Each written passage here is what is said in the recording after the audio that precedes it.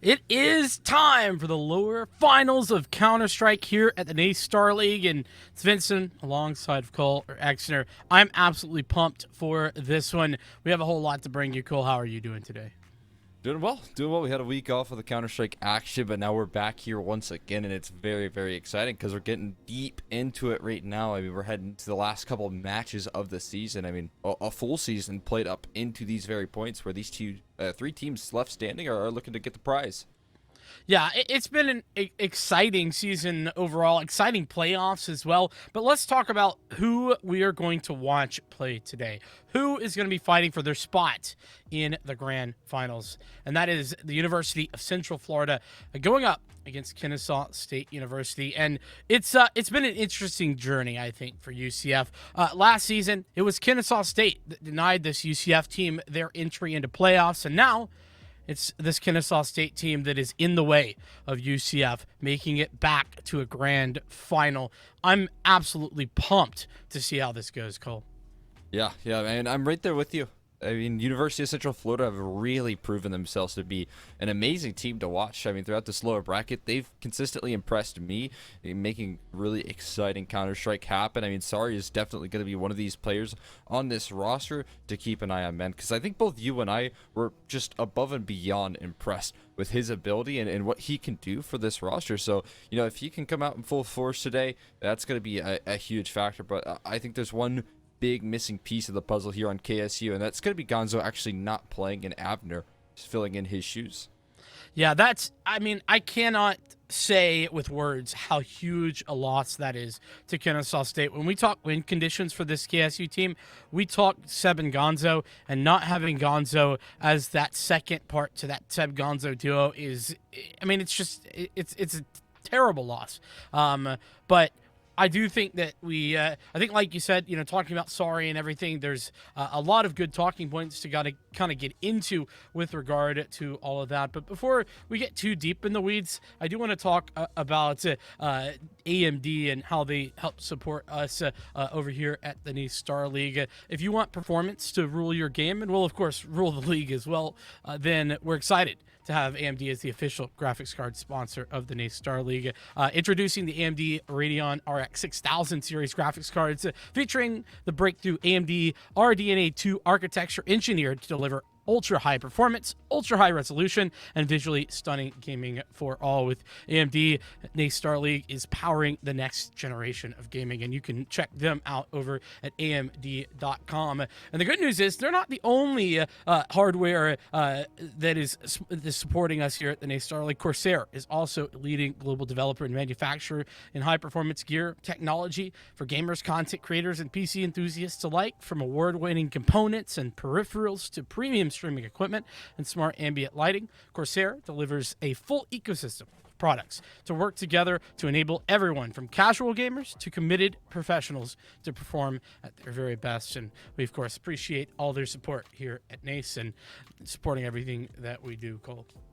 Of course, we wouldn't have all of these amazing games without these lovely sponsors. So, very excited, of course, that you're mentioning them. But I mean, more about this matchup, right? Because we got a lot to talk about. These two teams made it very deep right now. KSU obviously missing some of their pieces, and I think that we're even actually seeing some of the impact there with Gonzo not being in the mix. Going to be affecting the way we're looking at these vetoes, right? Because we're getting a little difference, a little bit of surprise in the map pool, and I'd have to imagine that has something to do with Gonzo being missing. I think you're absolutely right. The last two times we started with Vertigo when these two teams have played. Both times KSU win it. So UCF have elected to just ban it out. Their first ban, no Vertigo, and then Overpass gone. That was the second map. That was UCF's pick last time, and UCF won it 16-4. And for that reason, I think we kind of see a bit of an adjustment, right? For UCF, they have to go for a different map, and they're going to go for that Inferno. I think this is good actually for both teams in one way or another, kind of like you were mentioning. Not having Gonzo on a map like Overpass, I think is, or like Vertigo rather, is very significant. Inferno, I think it may be mattering a little bit less on the CT side, especially. Mirage will be our second map, and a map we've seen these two teams play before, but very closely. In Ancient, well, at least one thing has stayed the same, and the Ancient has been the decider for the third map of every single time we've watched UCF and KSU duke it out. I mean, I love Ancient Deciders, so that'll be a really, really exciting way to close things off. But, I mean, all of these maps, they do look kind of solid for a KSU roster that is kind of playing, potentially a more puggy style, I'd have to imagine, with less of their fundamentals being set in stone, just given the fact that they're missing a player. Never fun to kind of slide in, especially such a heavy hitter like Gonzo. But, you do have some of the core abilities. I think that KSU is a really strong Ancient team, so I like that they left that one in there. We could have gotten a third pug map in Dust 2 to close things down, but they decided against that. They decided to head in towards Ancient and really play to a map that, even despite, Gonzo not being there, they're very comfortable in, and that they've proven themselves to have this third map pick that can really, offer KSU a closer. Yeah, so, adjustments being made with regard to the map pick for both teams, KSU not wanting to play that Overpass because they lost it in such dominant fashion last time in the play-in, and Vertigo, well, UCF know how that goes. So why not give something else a try is what they have done. But I want to talk just a little bit about the journey that UCF has gone on in order to get here, because they took an opening win over Purdue, but instantly were knocked down to the lower bracket by losing to RIT, and that was in 2-0 fashion in that upper bracket round 2. And from then on, you alluded to it earlier, Cole, UCF has fought their way through this lower bracket, beating every single team put in front of them, and some of the best teams out here. And I mean, Colorado initially, maybe not so high expectations there, but I think the last three teams that they've beaten have all been potential contenders in both my mind and yours. Michigan Tech, UT Austin, RIT, all of those going the way of UCF. Yeah, they just looked really, really good in this lower bracket run. That's why I'm hyping them up just a little bit. They did get sent here early, but the way that they were able to bounce back versus some of those heavy hitter teams and look as good as they have been is really, really exciting. And again, this matchup alone is going to be exciting. I'm interested to see if Sorry can pull up those same sort of numbers. I think that Inferno and Ancient aren't necessarily the most op-heavy maps. You definitely got rid of those when you got rid of Vertigo and Overpass. So I want to see him, in terms of Sorry, have that same sort of impact here that he has been throughout this entire lower bracket, because he has just kind of impressed me beyond, what my expectations were for this roster. He's proven himself to be way above his talent in terms of the experience that he has so far in say like ESEA, right, where he's only played at the main level. So Yeah. I mean, he's absolutely incredible with the op, and if he can pull through that same stuff, then honestly, I think that they'll be in a good standing here for this matchup. I have to agree with you. I think you hit the nail on the head. I went back and watched that Week 7 matchup between these two teams, and it was a 2-0 in the favor of KSU, two close matches, and two near comebacks for the likes of UCF. Both times it was that Sorry wasn't getting engaged enough in the either the early or the later stages of both of those maps during that Week 7 matchup that allowed for KSU, among other things, which I will get to take a 2-0 victory. The other side of that was the clutch factor for KSU, and that was in more Seb and Gonzo than anything else. And with Gonzo not being here, I think there's even more pressure on towards Seb and the rest of the roster here. I mean, I think of Nitsua having to, be a really big piece of that puzzle if KSU are going to be competitive here as well. I mean, it's just, Abner and Gonzo, it's just not as plug and play as I think that they would like, just because Gonzo has that it factor. Yeah, I mean, one thing to look forward to here is we are going to see University of Central Florida start out on that T side of Inferno, and I think that we might not see that early impact from Sorry. I mean, obviously, you can still do good work with the op on T side Inferno. It's just not as common that we see that oppers have those sort of numbers. So, I mean, we could see some of those conditions here actually work out well for KSU, and especially if, still lacking some of the heavy hitters, but if you can individually shut down his op presence, then sure, you'll be in good standing to try and pick off even your opponent's map pick and set yourself up for success. Well, let's talk about where we think this is going to go. I think it's fair to say that UCF are the favorites with Gonzo not being in the roster for Kennesaw. I think that depending on how Inferno goes, I think this could be a 2-0 actually for UCF, especially if they play the way they've been playing against these last three teams. I mean, the ridiculousness of Sorry being able to go head to head with Retina and win in a lot of these cases blew my mind. And if Sorry is playing along that caliber level, it's going to be very difficult for Kennesaw to overcome. Yeah, I'm kind of along the same lines, right? I want to believe in KSU. I want to, see them overcome the odds here with this one. But again, it's just kind of going to be, are they going to have that same form with a not necessarily a stand-up, but a player that they have some experience with, just less so, and a big piece of the puzzle missing with Gonzo. I could see this being a 2-0, but I want to give KSU a chance on Mirage potentially and say 2-1 in favor of University of Central Florida. Okay, yeah, I mean that's fair, and I mean that being said, Mirage is one of those maps that I watched back just earlier today, and my takeaway from that was, wow, if KSU don't clutch as much as they did in that map, then this would have been a different series. So for me, Mirage is going to be about that once again. I think Seb had 4 1vx clutches in that game alone. He had multiple 1v3s and multiple 1v2s, and then Seb and Gonzo together had a 2v4 with Deagles as well. So I mean, that's just mind-blowing amount of clutch rounds. You don't see that every day. And that's why I think I'm so worried for this Kennesaw roster. Because while I think they have the potential, I think it's going to be very difficult to extract all that potential when this UCF team has been so on fire. Yeah. I mean, you mentioned it. I mean, Seb can be a player that can offer up a lot of individual skill here for KSU, and if that's the case, then sure, like, KSU can still have their same form. He doesn't have Gonzo as that secondary role, and I feel like actually having 2 of those high experienced players as a little dynamic duo working together and being a really effective force has proven to be pretty lethal in collegiate. You have a lot of the best teams on Drexel. You consider it Gank and Nova doing a lot of the good work on that roster and really showing that they are a force to be reckoned with in collegiate. And in this team, it was Gonzo and Seb.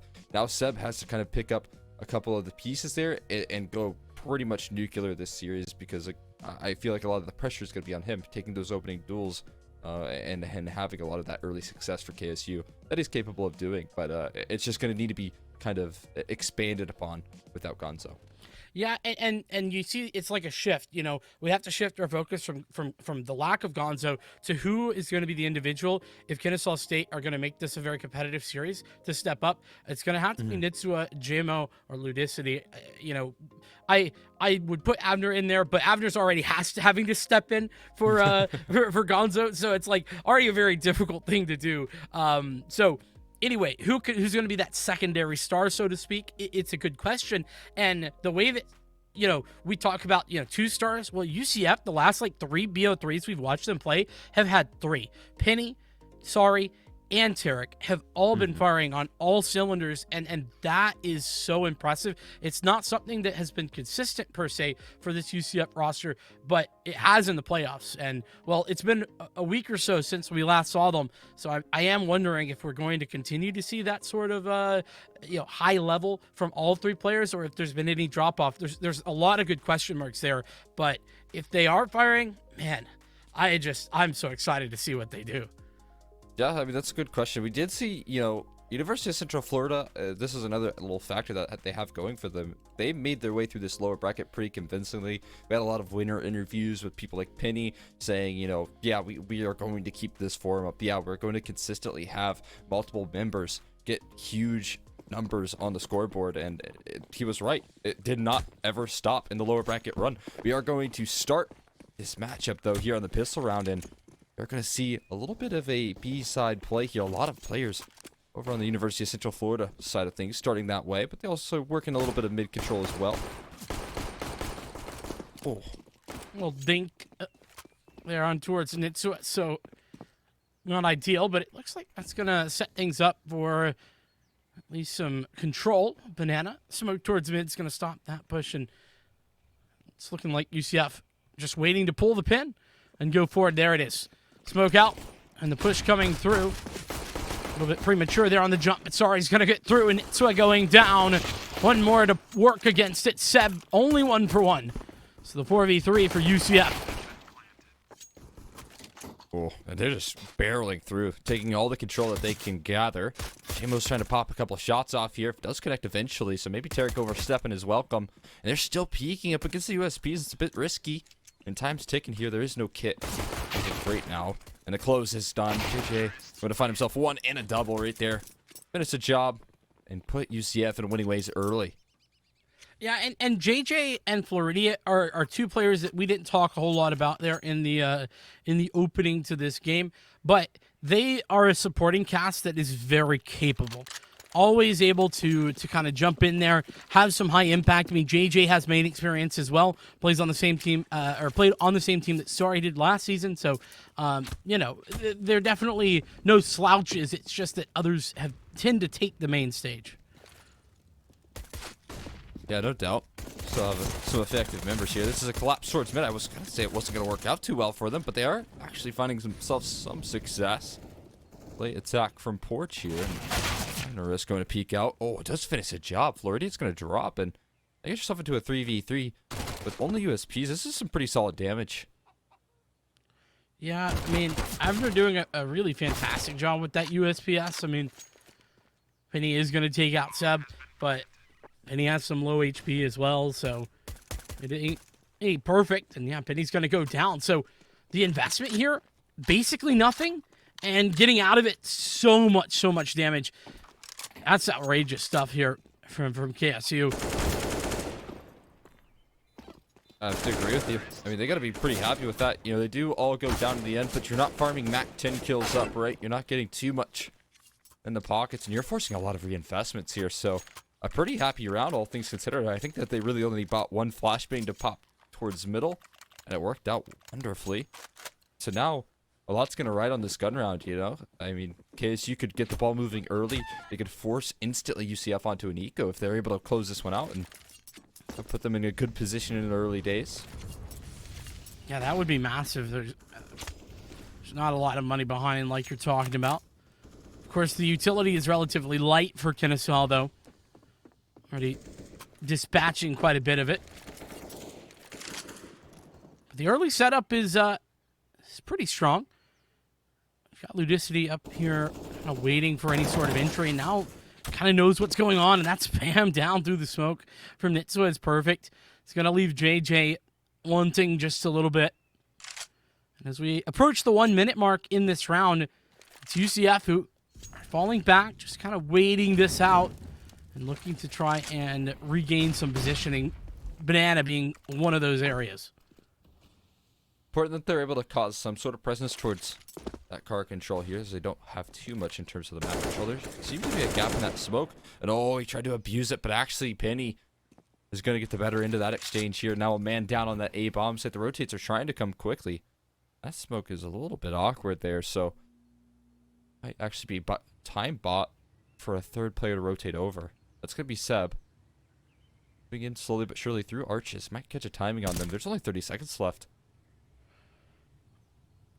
Oh, Seb has turned around, actually. Got the wrong read, I believe, and Penny with the entry on towards the site leaves a sole player in pit. Ludicity standing tall for a singular frag and doing good damage to Tarek, but it leaves Nitsua in the unfortunate situation to play the 1v4. Upgrading to an AK-47, but he should be saving, and he is. It's going to be an unfortunate turn there. Seb had a great idea coming back over from B, but whatever small bit of information was given over caused him to rotate out. Really turn that round. Yeah, I think that was just a critical lack of map control right there for KSU, right? Because you probably wouldn't have seen Seb go down back towards that B bomb site if it wasn't for the fact that they, you know, had no control towards car. Basically, Nitsua was probably thinking, you know, we hear absolutely nothing towards A. They've thrown a smoke, but now that smoke's faded away, and so we should probably rotate a man back towards B. It's probably just a little bit of a fake after they found that pick on Avnarisk, but UCF just shift walking all the way up arches, completely able to catch him off guard. That's a pretty sick calling coming through from them. Well done. Yeah, really good patience not to get a little bit overzealous. Sometimes it can be easy to start to feel like you're misplaying things and just go forward a little bit aggressively. A little bit of back and forth of the HEs. No damage being done, though. And I like that UCF have really slowed this down. They were relatively slow in that last round, but they're doing it once again. They don't want to run into, you know, a whole bunch of pistols, and well, they will run into Sebs, but it is not necessarily good. Nitsua has been able to trade it. A little team damage there. Gotta wake him up right there, that's for sure. Causing a lot of pressure towards this B bomb site here. It is a bit of a ruse. No commitment being made just yet. Avnarisk peeking down middle is a bit bold, but he doesn't get punished and actually spots out a little bit of information. Spots that this could be a bit of a fake here going on. Doesn't seem to deter side of UCF though too much. They can continue their endeavors, and there you go. Avnarisk gonna drop on his apps aggression. So patient was Penny, leaving all ludicity. He's the last man towards that A bomb site. Probably just gonna be one of those rounds where you save onto your AK and hope that maybe your Deagles can find some extra credit. Yeah, want to make sure to be doing a bit of economic damage here, of course. And actually, JMO's collected an additional AK there, so yeah, definitely it would be fantastic to get both of these rifles away into the next round. But either way, with the save, Kennesaw not really going to be getting the damage that I was just talking about done, which does allow for a little bit of a UCF economy boost. You can see JJ and Sari, along with Floridiot, they're, you know, not doing the greatest. I said JJ, excuse me. Just Sari and Floridiot. I can't read. Doing not great on the money, and this allows them to kind of get back into that solid economic standing.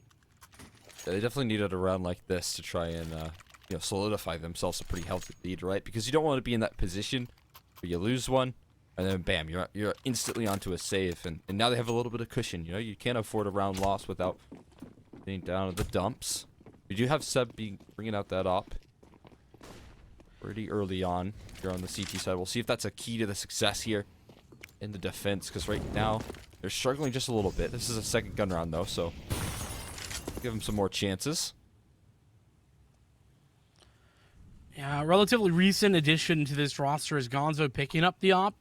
And when we talked to him the idea was, well, we don't want to push Seb onto it because he's so good with the rifle. I wonder how this will go. Seb, of course, can be very effective with that AWP, but like Gonzo said, good with the rifle too, and the rifle for Abnerisk has come alive. 2 of them, in fact. Nitsua playing the bait and switch. It's a fantastic double kill to give the advantage to Kennesaw. Very much committed here towards that A side as of right now. Let's go and retrieve bomb here, but they are starting to scale up. They've got a very good defensive setup going on right now. We'll see how long that is held on to.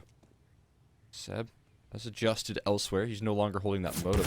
Look off this bomb position. Oh, and a scale-up started being made here. Pressure being applied, and yeah, Seb's going to drop the bomb. Going to cut off that point of attack right now, and that's huge. Waiting for one to re-peak, though, and actually 2 entries in. Florida, there's only one more player to deal with. 25 on the clock here. He's going to reposition, though. He does have time to work with. Ludicity is the last man standing, but it seems like he's going to be committing towards A. He really doesn't have time to walk this, though. I mean, there was 15 seconds on the clock. Ludicity going to hit the shot. Ludicity, very good in these late round scenarios over there at the A side. We've seen a lot from them in the past on this map for Kennesaw. But with Kennesaw getting on the board, it's a big round.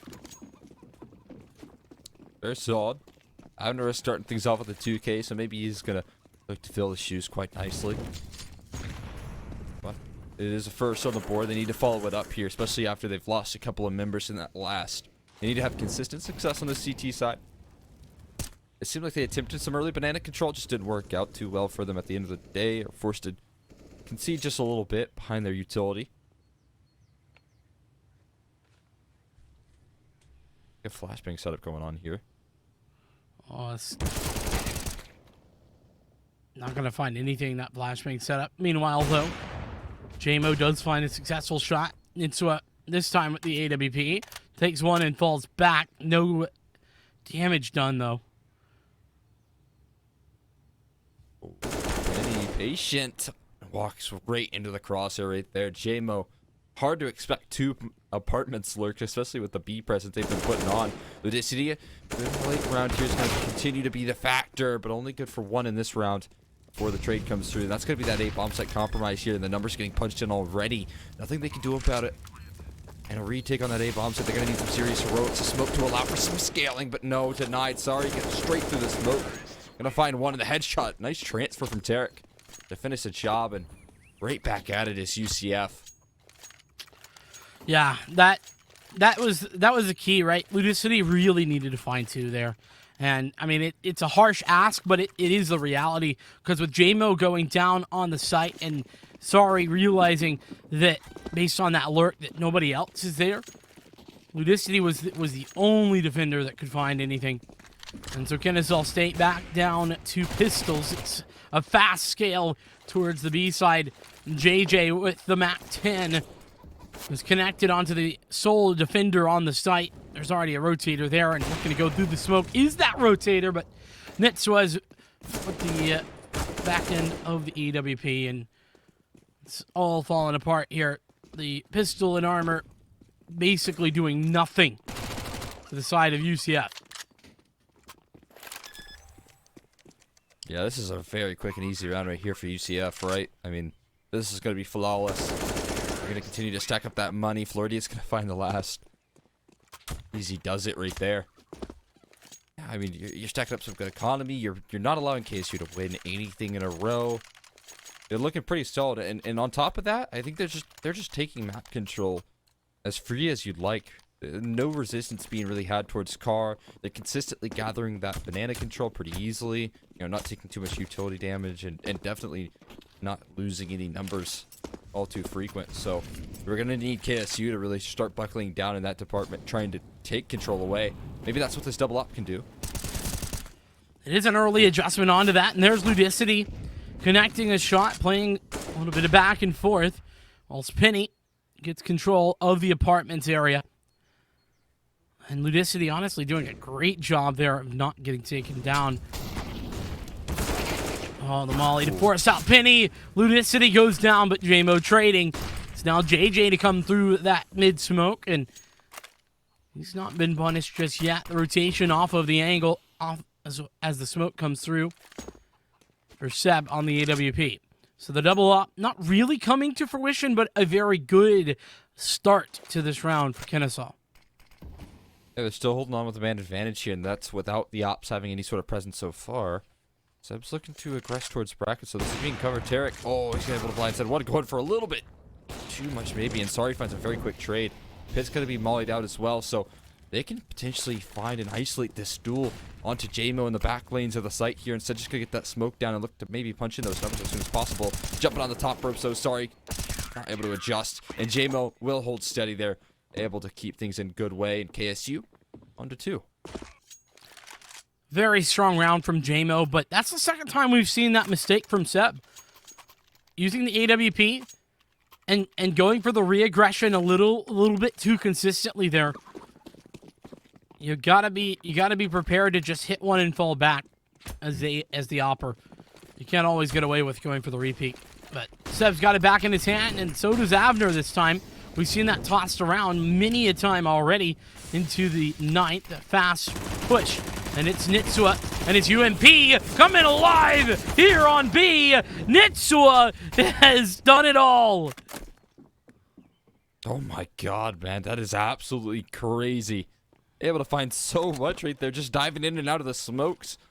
Down to an instant 4-on-1. I mean, this is about as good as things can get right now, and Avarice is able to nail the shot, so 3 on the board for KSU, and I mean, basically Nitsua with just an SMG offers up the most stable defense I think we've seen throughout this entire map so far for KSU. It's crazy. And, I mean, if you don't know, if you're not a Kennesaw State fan, Nitsua sort of has that UMP written down as his all the time, every time. Another fast, quick round towards B. The flash is going over. There's a bit more support, and Penny has the op. The double setup on the back of the site. Nitsua only gets one this time, and it's the second time's the charm for Central Florida. They basically have won this round. It's a 3v4, and Kennesaw are locked out. And this is a bit wild here. They got an op as well to hold off this pose plant. Man, they're just locked in. They can't even get past CT spawn right now. They're too scared to move forward. A molly is going to actually force him up, but it doesn't commit him in towards an angle here. And yeah, this is going to be an easy call. I was about to say, if they keep going in for this retake, it only means certain death. So I think this is a wise call here. But oh, on the exit, JMO just kind of dropped. That's a bit unfortunate. You like to save every one of these weapons, and they are hot on the tail. Seb able to fire away with an AWP pick. I think he'll be able to escape here. JJ's hot. Ready to swing in. Oh, he's just been able to make it into the cubby. Oh, and it's a clothesline as well. Nicely done. Ludicity will hold on, but just barely. Yeah, the utility, the flash is just so consistent. Smokes to put out the molly, and Kennesaw were not ready for the pace. They were able to deal with it that prior round, but now up in the hand of Sorry. We asked whether or not this would be a factor in the early stages. And now a chance for Sorry to show that it can be. We smoke in towards the middle, though, to deny some of the aggression for the time being, with banana control already firmly within the hands of Central Florida. This is a Kennesaw State that just are lacking map control right now. Yeah, I mean, so far I feel like Sorry has just been kind of holding angles and getting away with quite a bit, right? They've been peeking right into him, just like Seb, holding an angle and allowing Tarek to just walk right into his crosshair. It's going to be a big pickup here. Swinging back for more. Okay. Seb knows that he needs to do a whole lot here in these early stages of the rounds, and he's doing just that. The pressure on his shoulders, and he's passed in this round at least. Good for 2. Not just Seb, though. Gotta say that Avner has really shown strong early into this game. A couple of key double kills from him. So stepping into Gonzo's shoes. Nitsua, the same with regard to stepping up, and he's got a nice spray control there. A huge 3K once again on the defensive B, this time on a gun round. Yeah, you know, Nitsua and Avner have been pretty solid when it comes to actually being tested, when it comes to actually, you know, allowing themselves to maybe slow down a B attack here. Got an interesting decision going on in the investments here. It seems like it's a bit hesitant to go for this force buy, but they'll come back. They'll all join up. At least, you know, it's better than having kind of some of your team buy, some of your team not buy. So just delaying out this round just a little bit.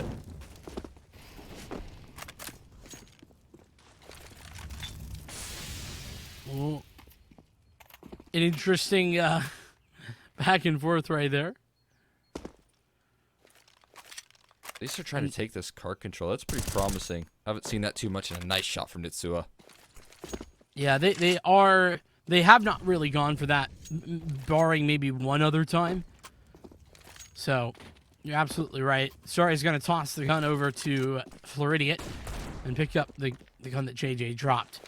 Now, bracket control is sort of there. It's flashbang to go through the smoke, and let's see how this goes. Oh, no, Nitsua getting caught out, trying to dodge a flash, and JMO goes down on A, so Floridian has some success. Now, the good news is Avner has brought it back to a bit of a more even scenario, and Seb has rotated his way around, should find the frag, and he does. Sorry, falls. A missed shot from Seb, so a possibility for the penny clutch. Not going to be easy, but there's time to work with, and a smoke. A little bit of utility here for this clutch. AK is going to be grabbed as well on the way into pushing the numbers, and now with this bomb plant, things are going to become a whole lot more possible here, especially with this reposition. Penny can get into some pretty comfortable positions.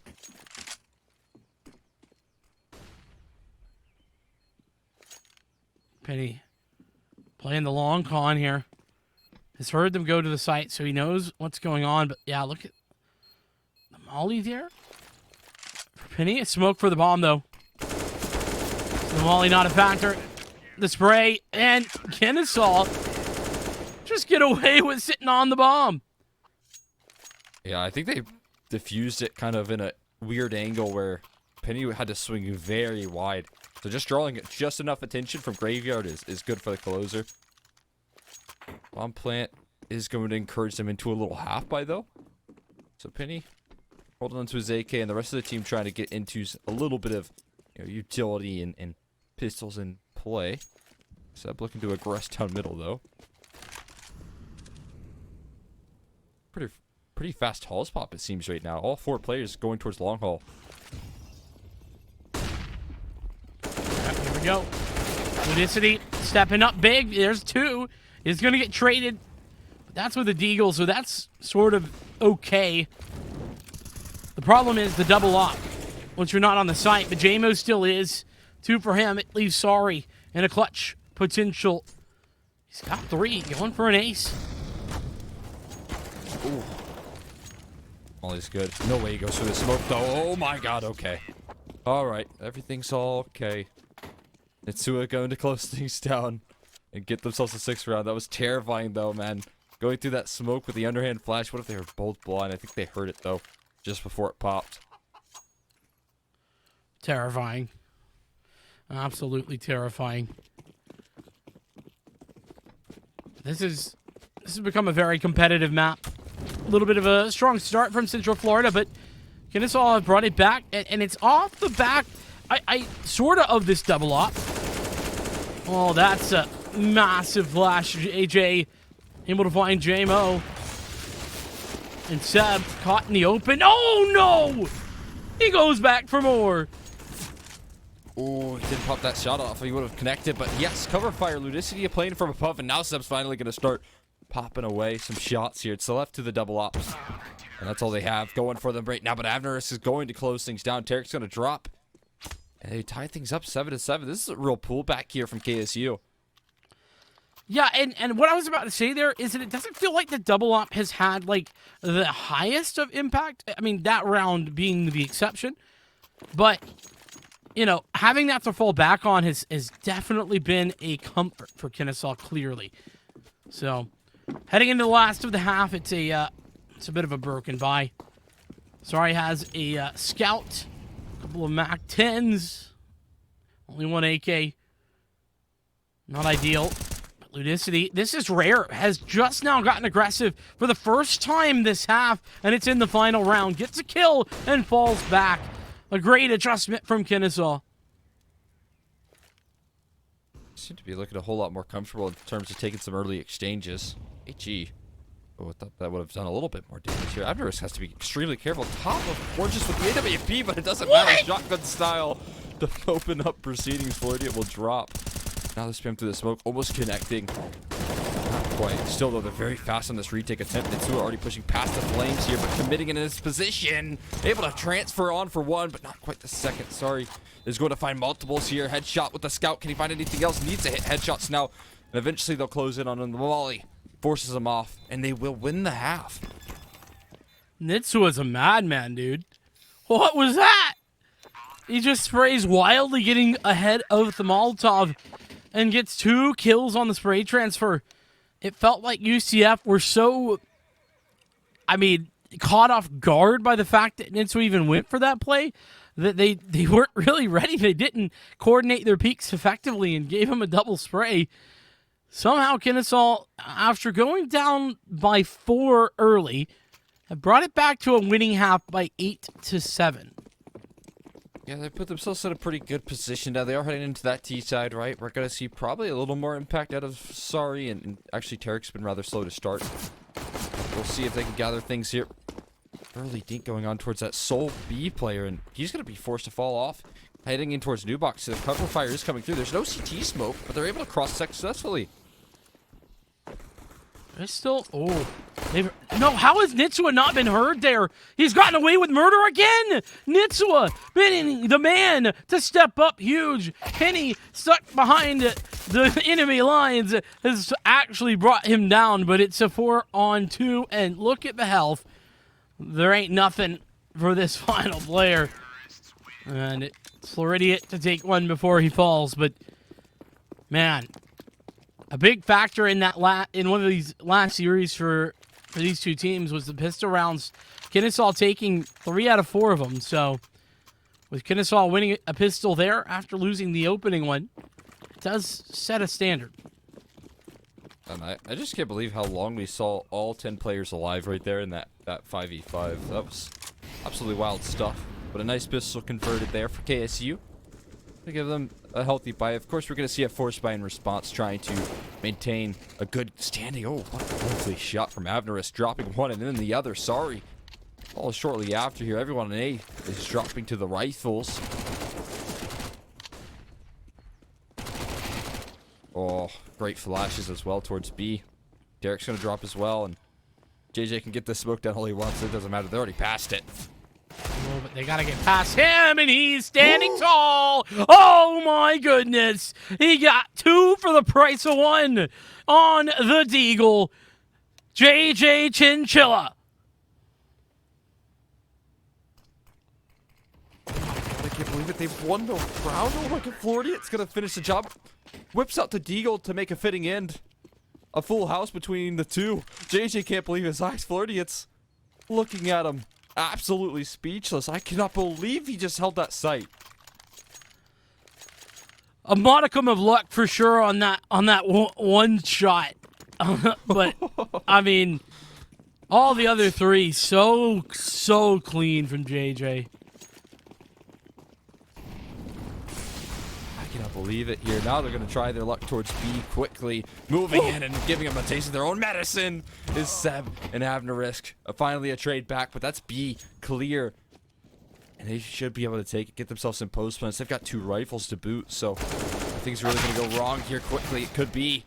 There's 2 trades back from Penny and keeps things in even standing. Avner does have a rifle, though. Ludicity, also good for it with the Deagle usually. Oh, but this crossfire has been denied. Ludicity has just checked this angle. Is he going to be ready? Does the damage. The push coming through. Oh, there it is. Avner on the spray. Doesn't actually get both, but Ludicity with the help. And a big clutch. Kennesaw bringing it back again. The pistol rounds trade. And the Deagles ring true. Both rounds here. JJ, of course, going to invest into Deagle and a lot of utility, in fact. But we are going to get a deco from UCF. No one wants to wave the white flag just yet. Both teams vying for control of this second half here. Deep banana smoke thrown very early on. They've actually taken control rather successfully here. Getting themselves tucked in towards the logs. Showing a lot of presence here. Floridian's looking for edge out of his own. These have been doled out quite a bit.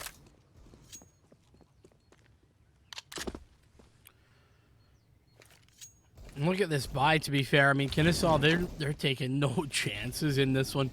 They saw what happened last time, and they don't know a part of it. But sorry, he's anything but. No. And Floridian's bringing it back. Savage stood tall here in mid to at least get a trade. But a man disadvantage again. Kennesaw losing out to the East Eagles. Man, they're going to continue to be so deadly with the Deeks. They have a player jump spotting towards Banana right now. That's where everyone's heading. Hasn't spotted out any presence. Oh, and he swings wide after spotting him out on the jump spot. CT smoke thrown quickly. And there you go. I think this should be 2 in a row. I mean, surely they're not able to pull around like this back. They've still got a 3v3. Penny, I don't even know if he's encouraged to try this one. Tarek has a way back in at the very least. And if Sorry can find something on the edge of the smoke, it would definitely be incredible. But he's been spotted out by Ludicity. Spray a little bit labored, but it's there. And it is looking like it should be a second in a row, rather, excuse me. The start to this half has been outrageous, though. They're actually moving in here. Oh, but Seb just able to stick out enough time here. Penny with the kit has dropped, and so will Tarek here to finish the job. 11 on the board here. By winning 2 in a row for KSU, they've finally done it. They've finally stabilized just a little bit, just for now, up against the constant force buy wars that were going on here. This is going to be a kind of a USP eco that they should be able to close out quite easily. Well, you say that. Floridia has gotten a little bit aggressive. Has a deagle again. Oh, yeah. Didn't really have the money for it. And JJ, well, that's one of those, you know, your eyes are bigger than your stomach type of deal. Well, his intentions were a little bit bigger than the reality he had available to him. But Floridian Steagle, oh my goodness. He's threaded the needle again. And oh, look, it's so clever. Boosting up over. Oh, and they can't see it, but JMO, after getting dinked down, is aware. What? He's hit him again. The jumping P250. What do you mean? Oh my goodness. Just need some stability here. For just 1 second, man. This was supposed to be an easy one, but they're making it a bit interesting now. Nice patience from Ludicity. And find out Penny as he aggresses through porch, not clearing everything. And Florida at the one, start things off with a nasty deagle shot, peeking out mid. Has to close things with a 4-kill round. I think they'll just move in towards A. Great read of the situation here. They should have an open sight. I need a breather, Cole. Finally. I just, you know, I need to calm down. The site for Kennesaw, the plant as well. But look at Floridian. The man has an AK. And it looks like he's interested. Really benefit from holding on to this one. Gotta find an exit. I think that's when you call it. Gotta head out of this one, surely. Getting tested here from Pitt. That nade could finish the job, and I think it's a touchdown. It will be. Right onto the dome of Floridia. He actually does have enough money. I was thinking, you know, because he did it pretty much aggressively by up there. Got 2 kills, though. Deagle. But yeah, I think that just secured himself an investment here and a little bit of extra utility as well. So all is good in the UCF camp. Even have an op in Sorry as well.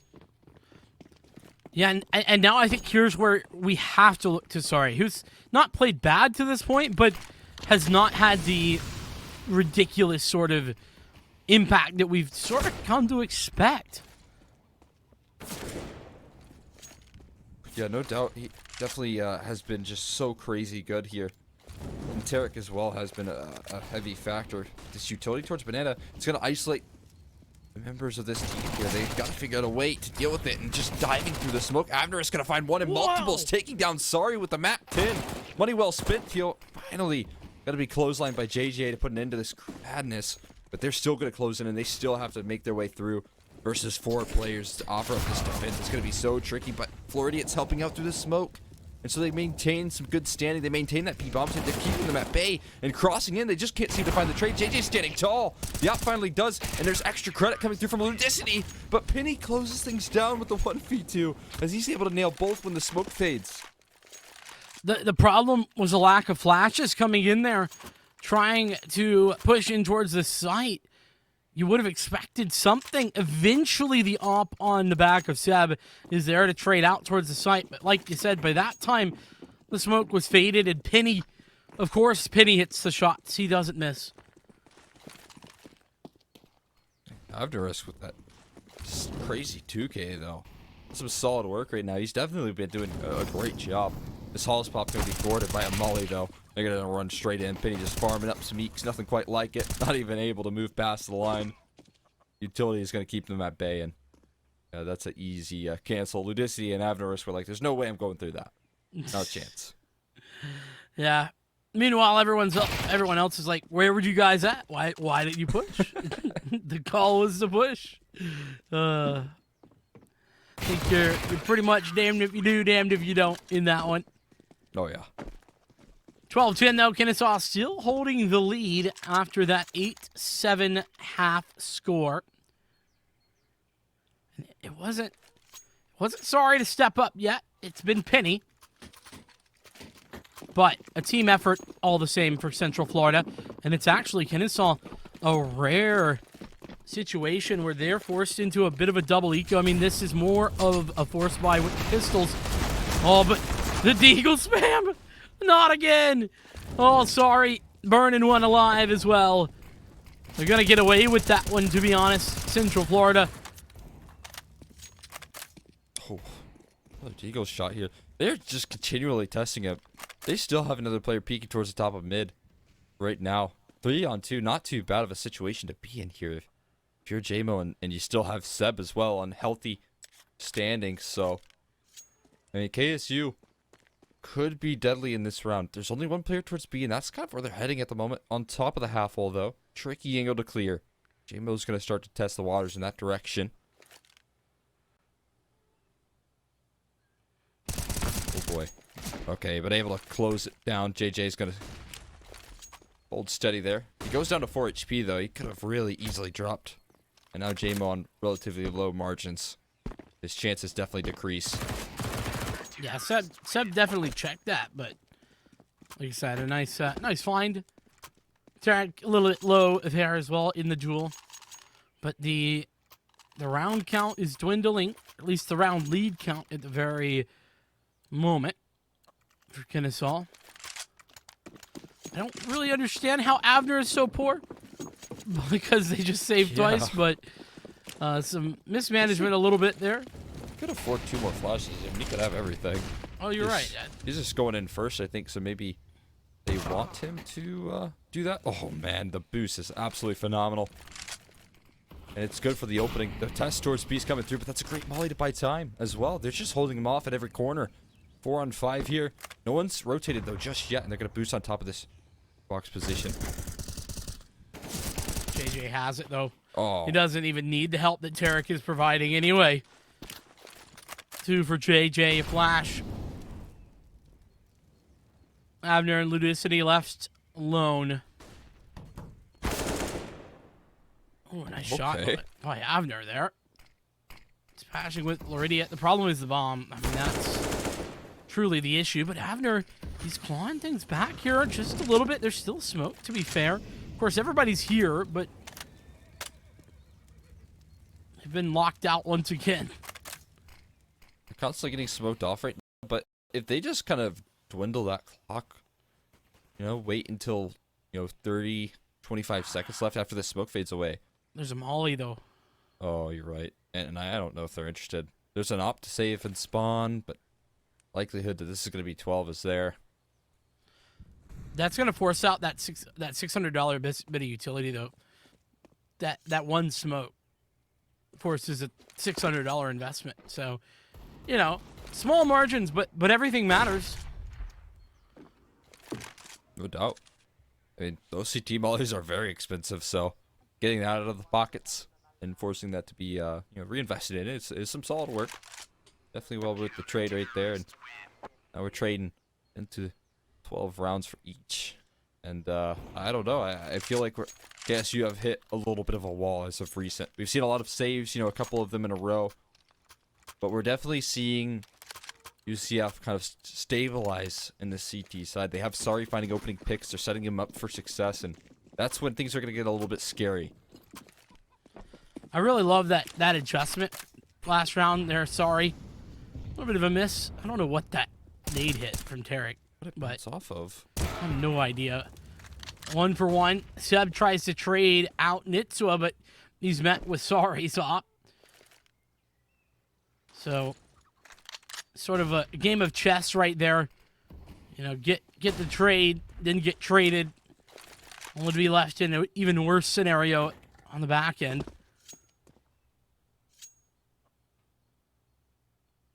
Definitely forced into the speed bomb site, though. I mean, you have this aggressive position from Florida. He has the entirety of that A side line covered from second mid, so you can see they're even stacking over a third member here. And this is just a great read of the situation here from UCF. They even get that smoke down, well timed. They have 1 smoke, 1 molly left, or 2 mollies rather, on that B bomb site. So as soon as those nades start to get pulled here, they're going to get those down. That execution is going to be slowed.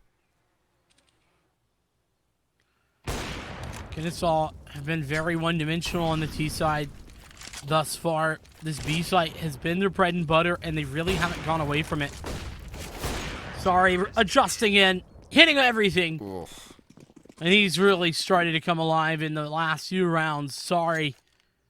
Starting to be that player that we have become really expectant of in these playoffs based on the prior performances in this lower bracket run. Yeah, I mean, it's going to be the CT side multi-kills. I think that Sorry has really impressed me on, right? I mean, he can reach Amber a shot and look so good doing so. He's actually done the Zywoo boost here towards the middle. He's getting some aggressive control, but they're actually just moving straight up. The Molly's going to keep him at bay for now, and I think that Sorry's heard a lot of this noise. So they're getting all the utility down just to keep him at bay. But actually, Sorry's going to be forced to walk through their own teammate's Molly to get back away from all the Tech 9s. I like that Kennesaw pumped the brakes there when they saw that utility. I mean, look, they dumped it heavy. The UCF, and now there's some space. Walk back in. Flashbang. There's 1 more of those from Ludicity's side. Floridian going to take some shots down, taking Nitsua out. Navner might find a timing here. Has found it. Yes, indeed. Tarek falling down. Now there's sort of an additional pressure. But Sorry has one side, JJ the other. Leaves Seb all alone. Got an op. I think it's going to close it up on the... Yeah, Florida swinging through brackets. We'll find the kill right there. Now able to pick up the op as well as Florida. So you're holding on to that one. Here's where more investments come through from KSU. Are they going to be able to maybe throw a little bit of a fake in the mix there? Are they going to, try and change things up right now? Because very quickly we saw all 5 members of UCF on that A bomb site as soon as they saw presence. And that's just kind of a read of the situation. There hasn't been too much defaulting or faking going on here. It's just been straight attacks. Is that a leg shot there? That's so quick from Sorry. Doing the boost again towards the middle. That's fantastic work. He really has been the difference maker in this second half. A very different look to this Kennesaw side. Number one, they finally haven't lost a player in the first 15 seconds. That's been something consistently courtesy of Sorry in a lot of these cases. Second is they're actually looking for control. Now, granted, JJ is held strong, and he had help as well. Oh, Sorry. Oh, man. As soon as I start praising what KSU were doing, they've fallen apart. This is such a clean closer right there. I mean, that's just flawless round right there from the likes of UCF. Sorry with 2, JJ holding the line with 2, and those 3 have been head-to-head this entire map right now. JJ just able to double down from that sandbag's position. That's not an easy fight to take, and he finds 2, walks away with his life. That's so huge. So KSU's back's against the wall here on the map pick of UCF, and it's looking a little bit unlikely that they can really muster up any sort of, 3 rounds in a row, given the string that we've just seen once UCF have really buckled down and got that op in the Sari's hands. It's not just Sari, this time it's Tarek as well. Now Sari with a very rare miss off the jitter peak from Kennesaw. And he's going back for more. He wants it. And he has it. So fast. It's lightning quick. You can't even see it. Oh man.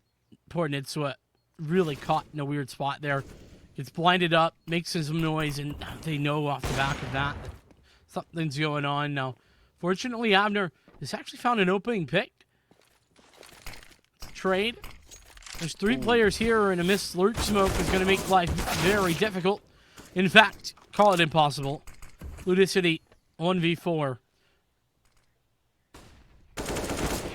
Yeah, this one's done and dusted right there. JJ to finish the job, and 16-12 there. I mean, we did see some signs of life from KSU, right? They showed some prowess in the grand scheme of things. They didn't look too terrible. It was just, you know, figuring out any sort of adjustments on that T side, I think, was a real issue, right? Because we saw once those rifles came out, they were pretty one-dimensional. They were kind of, you know, showing presence early on, and that was where they were going to finish their attempt at taking a bomb site.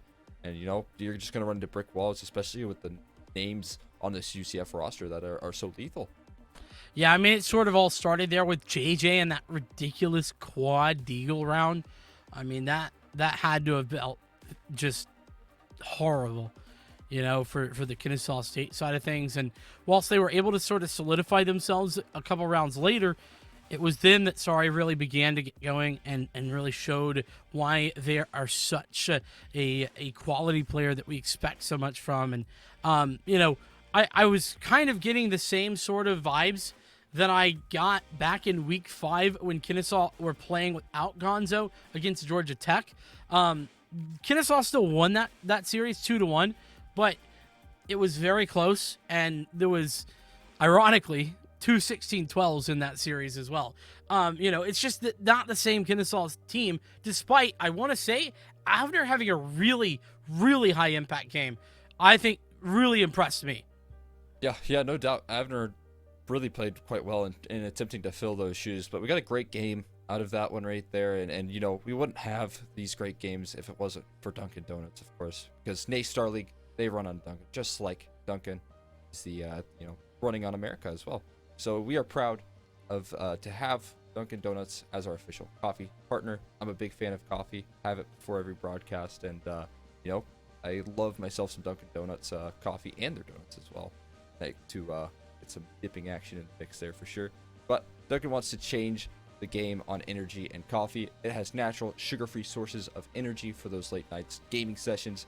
I know I like to game late in the night, so it's perfect for me. And you can check out them online, and you can visit them. They're all around. So yeah, of course, thank you and shout out to Dunkin' for running NACE Starleague. But with all that being said, we're going to be throwing to a quick break here. We'll be back very shortly with map number 2.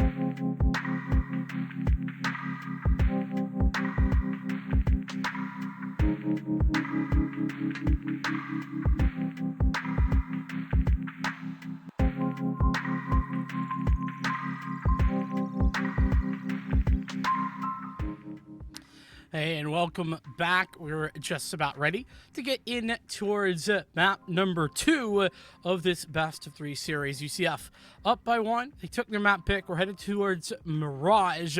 But before we get into the dustiness of Mirage, you can see I've had a change of my area. I've gotten onto the beach, and well, maybe you would like to become one of the 20 million people per year that visit Myrtle Beach. And well, from the first moment that you arrive, you'll know that it's where you belong, because it is not just a beach, it is the beach. It's absolutely a great time. I've been there multiple times. I can vouch. There's a whole ton of stuff to do. Even if you're not necessarily a long walk on the beach type person, there's plenty of other activities to get you going over at the beach. You can check out Myrtle Beach today. It's not just for summer; it's for everyone, all the time. I'll see you there. Yeah, I mean, I've always said, the gamers get the beach and the beach get the gamers, right? So Myrtle Beach, definitely the perfect place to visit, of course. And you know what else is the perfect place to visit? A nice and comfortable, cozy Mirage, where we're going to be heading into this next map. And, we really need to see KSU show some more comfort. And it has to come in these T-sides, right? Because their CT-sides, they did kind of adjust. They did actually come back in from a really slow start and actually win the half 8-7. Closing things down and really figuring things out with a double op setup. I think that they're going to need to have a hot start on this T side to give themselves enough wiggle room to really get things rolling in that second half. We'll see if that's the case here as we do hop into Barrage. We got some fast A smokes thrown out here very early on. Indeed. Ooh, nice opening shot from JJ. He's dinked back, though. It's still alive and kicking. And the setup was good. Now it's just sorry.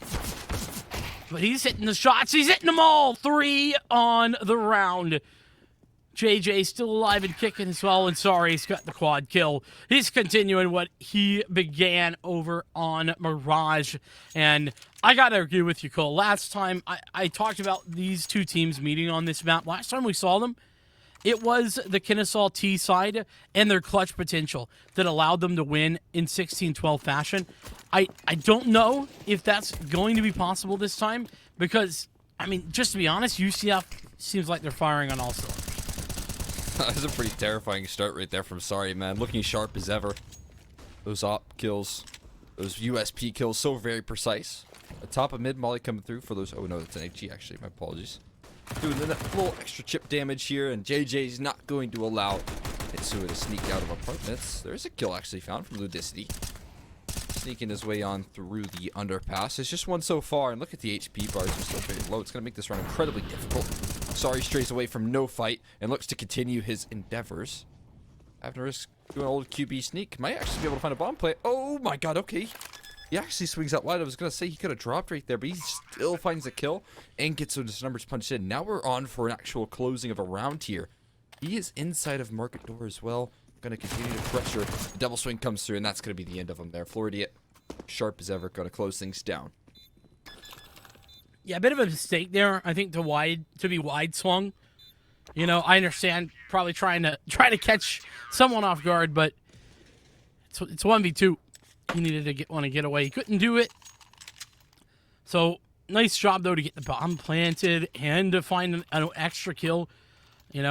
Abner continuing to show that he is stepping up consistently, and I think that we have to put some respect there. So, no doubt. Big props into the gun round for Kennesaw. Looked very sharp, honestly. I mean, definitely impressed with his ability. Multi-kills were all abound right there, and that was a huge round. We'll open up proceedings. That's taking Tarek down here very early as he tries to aggress in through apartments. A lovely pickup from Havner, but he's making no secret about his position. On the jump peak there, JJ is able to hold steady just enough to finish the job and keep them at bay here for now. A big moment for JJ again. Able to get one, stay alive. Sorry as well. 3v4. I do like that Kennesaw have really slowed it down. They're looking for an over-aggression, but they're not being handed it. They are not given anything at all to work with here. Looks like Ludicity's going to join the other two teammates over at the B side for a B hit, but they've guessed wrong. This is where there's two players prepped and ready. Oh, okay. Well, we do have one that's actually swung a little bit wide right there. J-Mo is going to be good to avenge his teammate here. Sorry, though. He's not showing face. Instant headshot delivered right there. And it needed to be quick because he's on low HP. Ludicity showing up a little bit late to the party and taking quite a bit of shots. So many different angles that he has to figure out. And he's just been mollied off here. That should be the securing factor right now. 15 seconds left to isolate these duels. He's still stuck in apartments. There's still no moving up. He's gone down lower and lower. Sorry. With his 9th kill in 3 rounds is really being activated early, in UCF lighting up the CT side so far. Yeah, doing a very, very good job, our UCF. And I mean, sorry, 3 rounds in, has 9 kills. That's a pace that it's just going to be very difficult to contend with, is the reality. And he's going to continue. He's now got double digits, 10-1 on round 4. The push out from Kennesaw towards the A side with the Eagles in hand. And the Eagles, while they can be effective, haven't been thus for everyone. Now Ludicity taking one, but he's all alone. No. Sorry, are you kidding me? It's only round 4. Oh, man. So he's getting 3 kills around right now. We'll see how long that can keep up. He's on 12 now. I mean, pulling just absolutely wild consistency so far in these first 4 rounds. A couple of those being forces. These numbers are just not sustainable, surely. Oh, yeah. I think he's got to slow down eventually, right? I mean, sometimes when you talk about, sorry, you're just not so sure. Oh, God, they nearly line up for him. He's in a perfect angle, though. He saw that just shoulder right there to catch off Avnarisk. He's not done. Pushing forward with the AWP here. He's got to be careful of this underpass stairs player. He's able to slink on by. Definitely be impression now. That's a lovely shot from Sev, putting into things. He's finally been taken out, and maybe now there's a chance for Kennesaw to win a round. Seb and Nitswa, the two you want with Gonzo not in the server. To play for the 2v2 clutch. But it's Tarek, who really hasn't had the strongest start, though hasn't really had the opportunity either. Left with Floridian, both with kits, but they picked the wrong site. They go towards B. It's Kennesaw towards A, but Kennesaw really do need to pick up this pace and go, because the rotation's already coming in. They're way successfully into the site for now. They've got jungle smoked off. They can get potentially a safe plant. They just have to take that risk. No. Pushing in through CT. Every second that they're not planting is another second that they're going to get more and more comfortable. Both players in towards CT spawn, and Mitsua doesn't know that, so he's going to have to clear so many different positions. Not even a bomb plant right there. Found out. So it is going to leave them, with max loss bonus, sure, but not going to be too great in terms of the grand scheme of this buy here. Definitely going to be lacking utility, lacking that firepower. Certainly true. Sorry, rebuying on the op. A little bit of a missed jump there is going to make the timing a bit weird, but he gets in time anyway. Hits the first, goes for more, but Penny has his help. Sorry, getting tagged down a little bit. But meanwhile, Seb providing one entry onto A, but Sorry is so fast. I didn't think I saw that flick, man. That's just incredible stuff. He almost finds another. Spots went out heading in towards bench. He thinks he's actually crossing the line there, but the tripwire is activated. And so is Sorry, man. Another 3K round from him. Finally put down from J-Mo. We'll see if he can pull up this 1v2. It's not going to be easy. Numbers been tapped, but they're both on catwalk. So that's just going to be an immediate find. Op to be retrieved. And, well, he just finds another 3K, man. Not only that, he also legged someone at the start of the round. Yeah. I mean, at the risk of Sorry's ego becoming unreasonable, I mean, some of these peaks are Kenny-esque-like, in his prime. Like, we're talking 2014 type of Kenny-esque sometimes.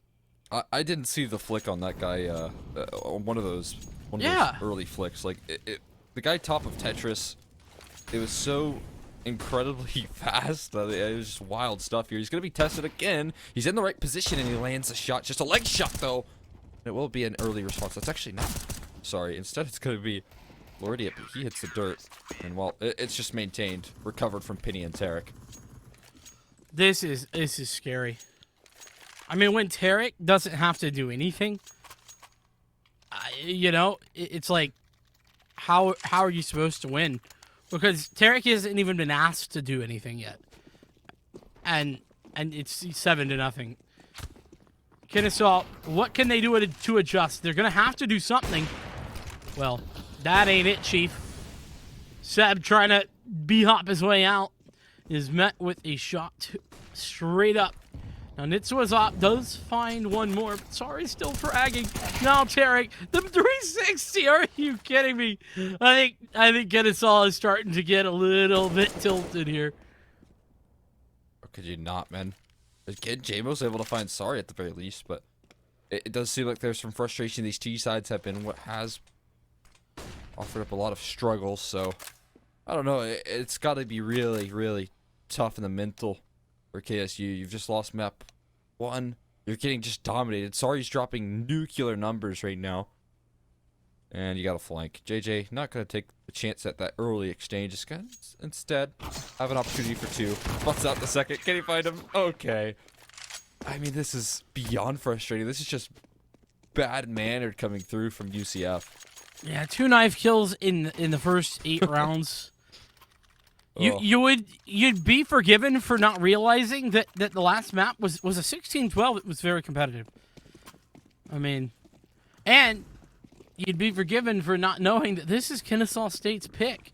And I mean, this is sort of why I was worried to see Mirage come out for KSU, because last time they played, it was close, and now it's Kennesaw that are losing all of the clutches, all of the big duels, and well, the B-Rush is sort of the same.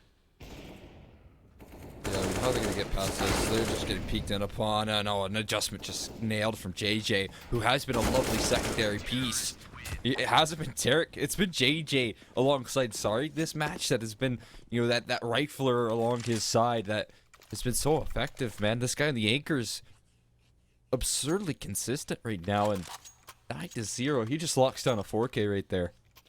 Yeah, and last time, Kennesaw, they were making their moves on the T side for this map. And this time, they haven't even gotten around. They've barely been in rounds. Some pretty crazy stuff right now. Peeking through. Oh my gosh, man. Are you kidding me? Okay, there was just a scout that's been dropped, right? But still, it's a bit terrifying there. Nitsu does have an into Sorry's chair upon him, but pretty...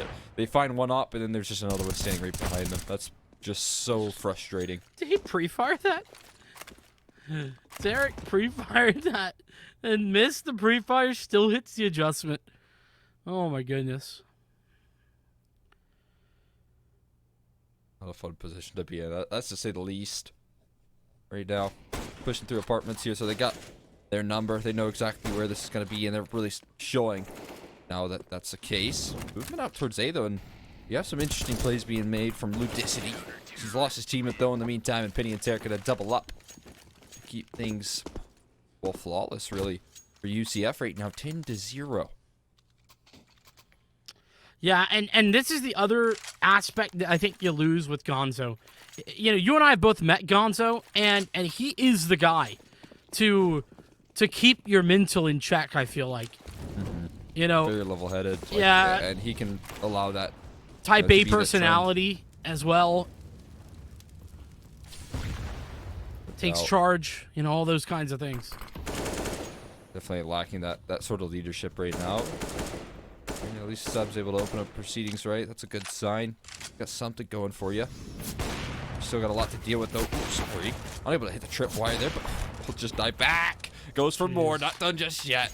And once you get one, they have 3 right back before you make it 4. And Penny looking to solidify things. Can't do it just yet, but Avner, you really don't like his chances in this one, right? And won't find anything else. Well, you know, you remember last week when, or rather the week before, when we kept talking about that 20 frag mark and how 20 frags in the first half is just a ridiculous stat line. Well, we've done it again. More apt, sorry, has done it again. And there's still rounds left to play here in the first. I see stuff. And that's a nice entry right there. Very good crosshair placement to find that one. Love to see it. I feel like that window smoke might have gone a little wide, or there could have been a smoke for it. But oh my god, so mobile. Able to land that shot onto Seb, a heavy hitter down early, and they're back to evens at the moment. Yeah, that opening pick from Nitsua was nice. I do feel like Nitsua has had a lot of improvement over the last 2 seasons at NACE. JMO towards JJ into the sorry low HP. There might be a chance to come back in here. You know, I've just realized that Floridian has an auto sniper. Why not? Nothing really can go wrong, right? I mean, maybe this round can, though. Nice nade. Got themselves into a 3v3. That nade is right on the money. Does a little bit of extra chip damage to Avnarisk. Don't have the greatest of positions. Luckily, that molly gets extinguished. Otherwise, that would have been just icing on the cake here for a first round for KSU. Now they're all making their way out of market door silently. Spotting out one towards bench. The auto sniper gonna strike for one. That's now at least a little extra inch into the bomb site here. But Avnarisk is looking to take all that back with 2 kills of his own. The auto sniper gets hurt, and will be found out. Ludicity gonna take that into his own hands there instead. Okay, we'll get onto the AK. A little bit less effective on that T side. Yeah, I mean, the dirty little secret of the auto sniper is that it's not good. Yeah, well kept secret from all of the matchmaking friends, though, who get very unhappy when it comes out. Don't tell them. Not tell them. Big advantage on that peak right there, though. Already has a lot better vision, and he's a lot quicker than 7 Nitsua. The players that you kind of expect, and Nitsua really has been showing his full form, at least in some of these opening exchanges. But now he's down, and now so is the bomb. It looks like, a flash in a pan round. What was that flash for? Gotta never let him know your next move. Ooh. Nice little read there from JMO, though. It's brought it back to a more even scenario. Not quite there. Flash over the top. Blind it, no problem. Sorry. Doesn't really care if he can see him or not. He's still going to hit the frags. Nice timing, though. It's going to bring it to an even scenario. Ludicity and JMO looking to clutch up.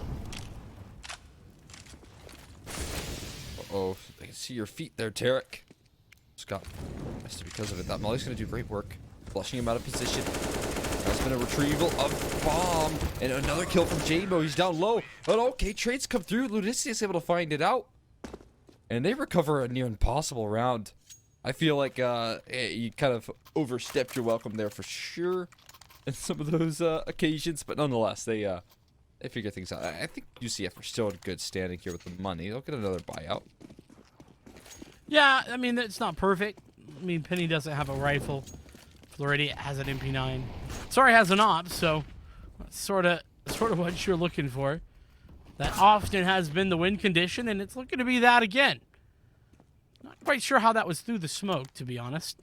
The kill feed lying to us. But nonetheless, an opening pick's an opening pick.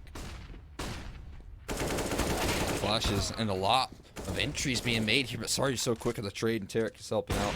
Everything's maintaining nice steady pace, and sorry, man. Is he seriously going to do it? 30 kills in 1/2. Now he needs to get a 4K here or more in this next one. I'm not going to say I don't have too much faith. I just think that, he's good for 3. Usually his teammates can clean up the last 2. But man, that's a wild scoreline right there. That's obscene levels of fragging. Maybe his teammates will give it to him for free. He's being tested. Oh, HE though. Gonna push a man back, and there's Tarek to gather one.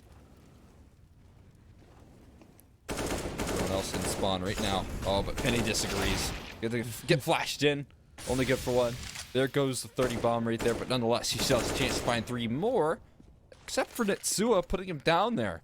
and not allowing that to be the case here. Hearing these flanks, whole Ludisi is able to grab bomb. That's huge. But can he make the escape? He's good for the first kill, but he will drop shortly after. That's bomb down into the hands of the CTs again. It seems like maybe a mistake to stick around if you're Ludicity in that situation. Oh, very nice look from Nitsua. Great anticipation to look over the top of that smoke. But Floridia is in a position that I really don't think they're going to anticipate. And they don't. The spray, not there. Floridia can't quite do it. Kennesaw State have at least confirmed a third. But talk about a tragic first half. Yeah, it's not fun. That's not a fun scoreline.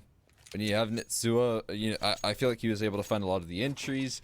I think a couple of the rounds that you even saw KSU win were relatively, limited, right? In terms of like a little bit of trolling being done from UCF, where they could have just held their setup and they could have closed out rounds very easily. But you have aggression being made, and Sorry might have got confident for good reason. But aggression being made, Sorry spotted an Eagle and has found himself a very quick headshot straight onto Seb. This is unbelievable. He's just smirking right now. Can he find anything else? The Deagle spam is in. What is that, man? You've got to be kidding me. This guy's not human. Yeah, and I mean, let me just try to contextualize this. Well, maybe I'll come back to that. Hold on, he's going for it again. Oh. Nice shot from Floridian. We'll talk after the round. Ludicity trying to bring it back. 2v2. Health advantage. UCF, but not for long. Push coming back through, and more Deagle spam. Oh, man. It's Abner with the dualies. Sort of a KSU special. Typically, it's Gonzo's, and he's going to hit it. Abner. No kit, though. No kit. Abner taking up the mantle of the dualies from Gonzo, who couldn't be here. But back to trying to contextualize this performance from Sorry. On paper, Sorry has the same experience or less than Nitsua, Seb, JMO, and Ludicity. I mean, and like you said, it kind of looks like he's smurfing on them. So, and to be fair, I mean, that's the way it was against that MTU roster as well, and the RIT roster. So, he's inhuman. It's ridiculous. Again, he's punching well beyond his weight right now in terms of his experience on paper, man. This guy is insane. So good. The AWP, absolutely wild stuff here. They're funneling on in. The reason this place is called Myrtle Hole, and they don't want to give up too much. JJ, we're going to put an end to things here. It's done a lot of damage to Abner, and I don't think this round is too winnable. They're going to close in upon him. Wide swing coming through from Penny. Nails the headshot and grab 14. But yeah, I mean, he's just an incredible player for the mate experience at the very best. That and we're talking like one season on record, not not a consistent main player like, for example, Nitsua or JJ or Penny for that matter. All of these things aren't the case, but he it's should still only have one season in main at this rate, right? That should be all his career history. How good he is, that's for sure. The fast B rush coming through. Oh my god, can't figure things out. How is he here? How is he behind it? Sua? They're already in towards market. They cannot believe their eyes, and this one's over before you know it. Yeah, got a feel for Kennesaw a little bit here. The lack of Gonzo. I think this is a bit of a different game too. But Ludicity just trying to keep the knives away. And he will. Flirty it to close it. And Flirty is a bit of a troll, I found. It's great. He was shooting some teammates last round, throwing a volley this round. I love it. It's awesome. Hell yeah. Great stuff. Great stuff. I mean, you can only do a little bit of trolling in positions like this, right? Yeah. And peeking through. Quickly dispatched. Have a lot of damage being done. You gotta be careful around those mollies, but the entrance is already made here. A couple of kills in. From CT side, though. Seb looking to recover some lost ground here. Oh, and it spotted out Ludicity. Able to trace a little bit of the outline in the smoke. But sorry, no, not like this. Not a knife kill in the last round. He's got a Spider-Man. Oh, you can't get away with that. You can't get away with that. No, that's too wild. Goes for the no-scope. Okay, his teammate bails him out of that one. Oh my god. And then JJ's gonna finish the job right there. 16-3 of the Titans of KSU as they drop out in 3rd place. And UCF looking clean as ever to close that one out. Yeah, and that's UCF booking their ticket to the grand finals, booking their ticket to play against the defending champions of Drexel. And you know, the good news, the cool thing, and I'll probably talk about this in our interview, is that I don't think that UCF have actually played Drexel in NACE at all. Not this Drexel roster. I did some double checking, at least a little bit of double checking in the last season, and I don't think they played each other. So, yeah, it's gonna be cool. It's gonna be awesome. I'm excited for that. But let's just do some quick analysis here. And I say quick because I don't know that there's a whole lot to say other than, well, sorry, just made everyone look silly.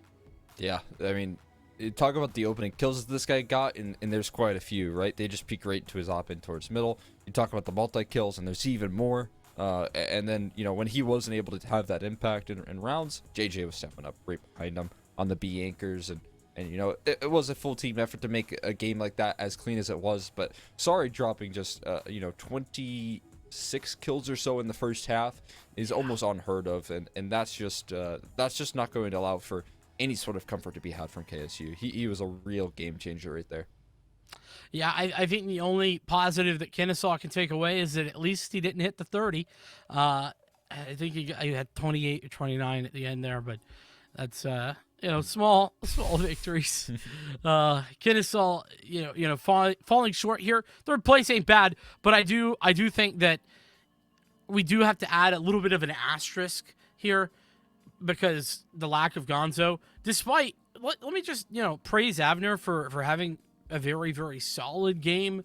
I mean, that second game, almost can't count it because no one was having any sort of high impact.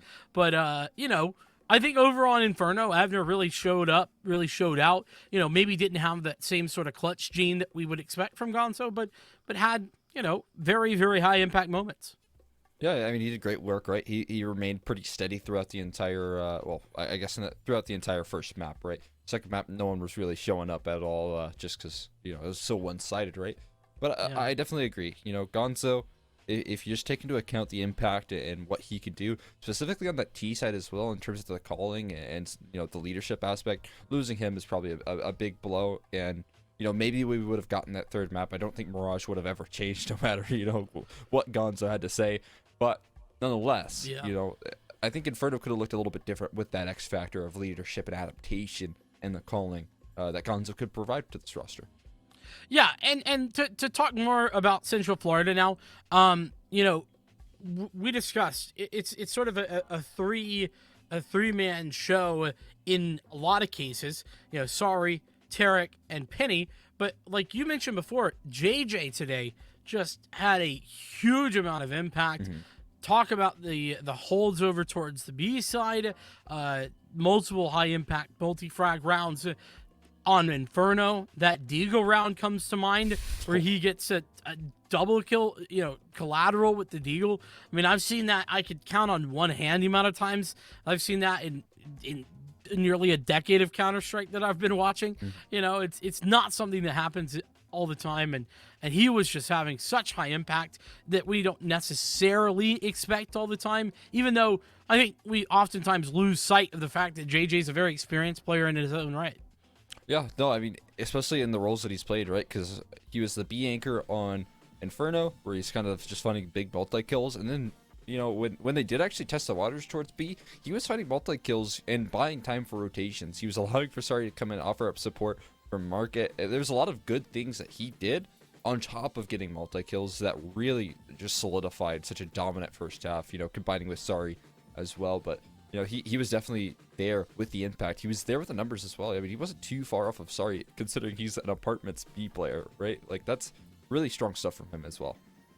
Yeah, and it's not. I mean, you and I think talk often about how difficult being that small site anchor can be, and especially, I mean, Mirage maybe more so than Inferno. You do have a lot more ability to be a big fragger on Inferno, but on Mirage especially, I think you're often the sort of one and done position in a lot of cases, and he was never that in this game, which is incredibly impressive in its own right. And then that's of course just entirely ignoring sorry, like we've been talking about, and the beauty was that Tarek is arguably the most experienced player on this roster. Didn't need to be a big fragger today. No, Didn't not have at to all. be. Yeah, I mean, And- he really did take kind of a back seat. You know, he just wasn't really tested all that often, right? Yeah, I don't think he really was, and when he was able to get multi frags, but that's just it. If if you can run through a game without having to be that crazy impact player, great. Especially, I mean, again, sorry, we were making the comparisons to very very good individuals, former pro players, that kind of thing, about the speed and the consistency and the style of opping that we were seeing. Tarek's just like, it's fine. I'll chill. It's all good here.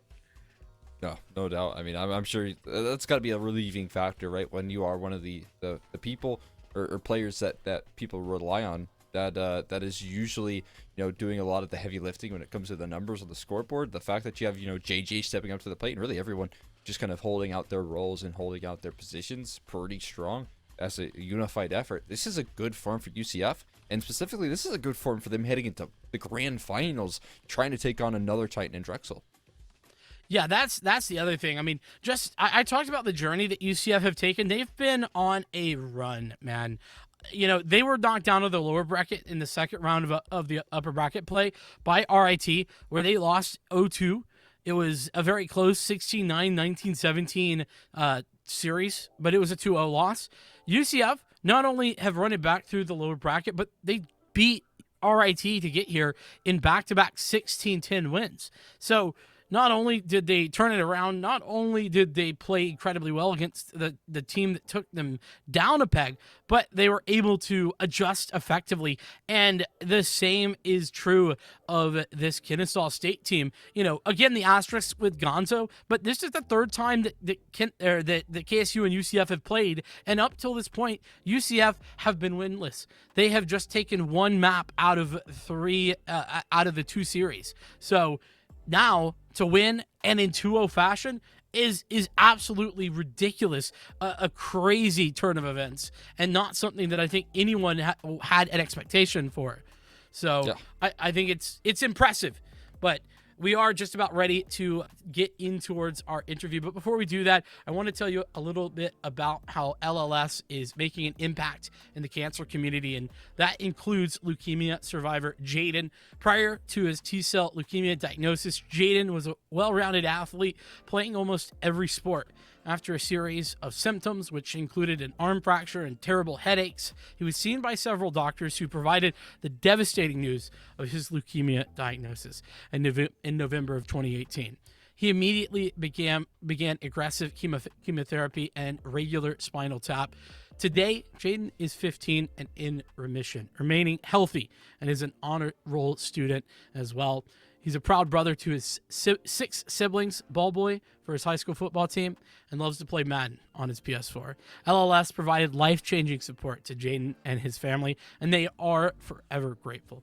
Alongside hero Jaden, we recognize the LLS hero of the game as the player that made the biggest impact in the match played, whether it was a clutch play, sacrifice, or providing strong leadership when it mattered most. Today's LLS hero of the game is going to be Floridian, who we're going to get to talk to right now.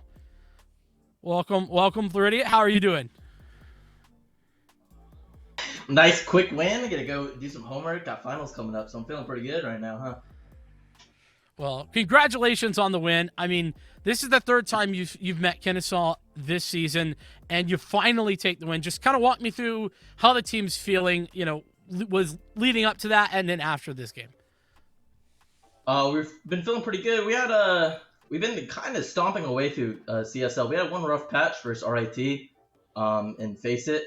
So we're just trying to bounce back from that and kind of get back to what we were doing versus UTA and Purdue and kind of helping us this bracket here. Well, your run through the lower bracket has been incredible thus far. And talking of this matchup in particular, I think it would be unreasonable not to ask about the fact that Gonzo was missing. Do you think that this game is any different if you're playing against the normal KSU roster? I think it would have been a little bit closer, but we kind of came in quite hot today. It was a 7 p.m. start too, so both SRY and Tarek were only going to be fasting for the first map, and so the fact that we kind of stomped them second map anyways. The food kicked in by map 2, map 3. I don't really see it.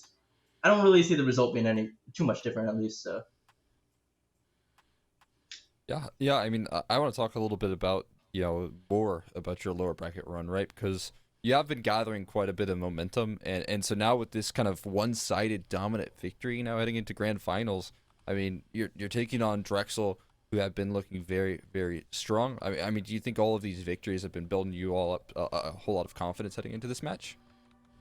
100%. Got a little bit of lack of experience coming into this with a new pickup in SRY, and Zach who's kind of starting to hit the big leagues. So like we're like really starting to hit our groove in these BO3s and kind of learning to pick up as it goes. Haven't actually gotten to face Drexel. I feel like we are always playing RIT and Kennesaw State in all these playoff matches and these BO3s, and so I'm excited. But I don't really see it going too much different from tonight. So these past couple BO3s. Yeah.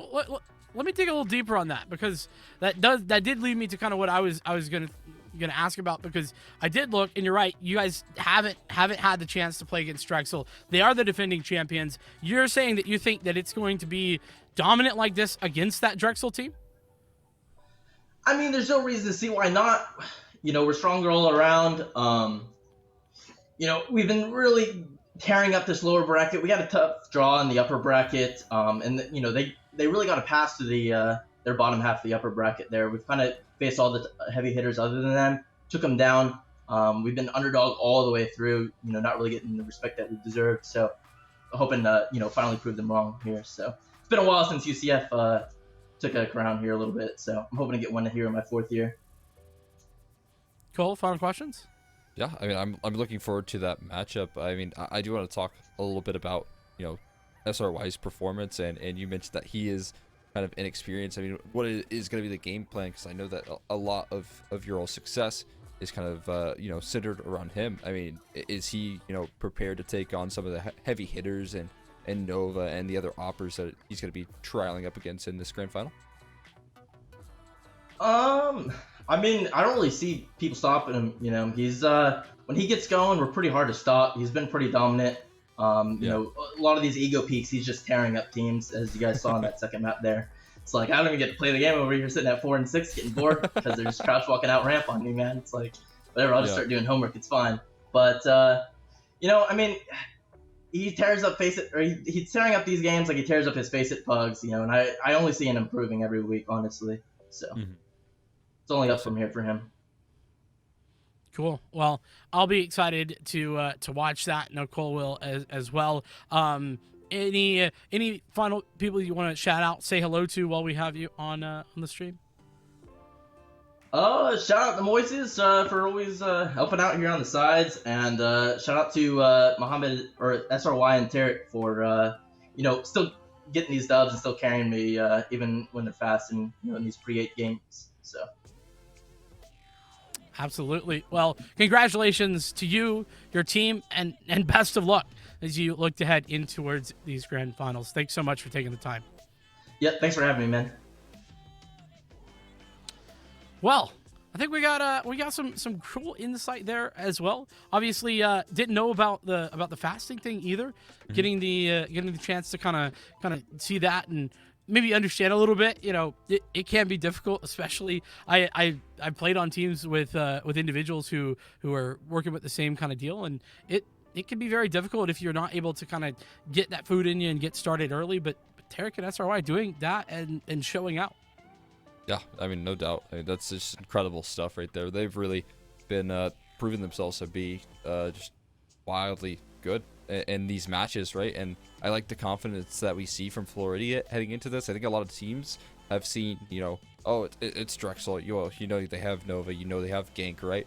And, in this case, we just saw straight up, it's going to be dominant, where no one can stop us right now in the interview. And so it's very, very exciting heading into this grand finals to see this UCF in this form and this sort of confidence heading up against a roster that's probably feeling the same.